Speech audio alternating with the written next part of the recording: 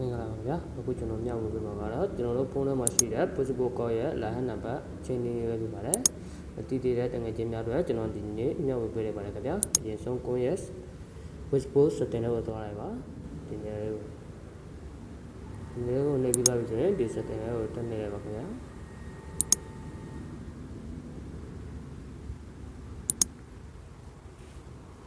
โอเคဒီလိုမျိုးရလာပြီဆိုရင်ပေါ်နေဆွဲတယ်ပါဒီနေရာကိုတက်သွားတယ်ပါခင်ဗျာဒီနေရာကိုရောက်လာပြီဆိုရင်ပေါ်နေဆွဲတယ်ပါ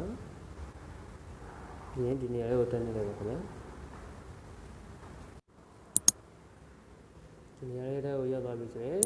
ဒါကတော့ကျွန်တော်တို့အခုကျွန်တော်တို့ Facebook ကိုမှာရှိနေတဲ့ line နံပါတ်ကိုထည့်ပါ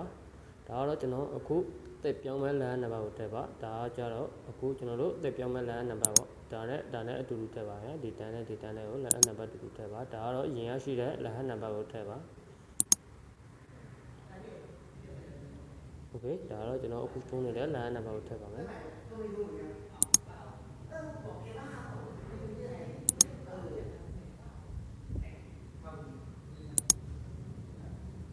ကျွန်တော် copy ယူလာတဲ့ line နံပါတ်ဖြစ်ပါတယ်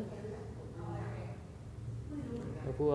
နောက်တစ်ခုကတော့ကြတော့ကျွန်တော်တို့အခုချင်းမဲ့ line နံပါတ်ပေါ့နော်အခုတက်ထည့်မဲ့ line နံပါတ်ပေါ့ထည့်ပါခင်ဗျာဒါနဲ့အတူတူထည့်ပါဒါတော့ကျွန်တော် copy ယူလာရပါပြီဒီမှာထည့်ပါမယ်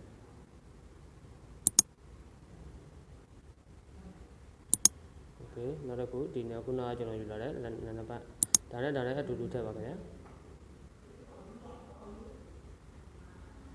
โอเคဒီခုထည့်ပြီးသွားပြီဆိုရင်ဒီနေရာလေးကိုတက်နေတယ်ပါဒီ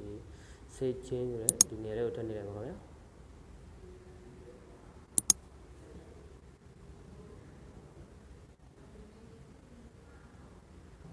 ဝေးဒါကြတော့ကိုကျန်နေတဲ့နဲ့ထပ်သွားလို့ရပါတယ်ခင်ဗျာ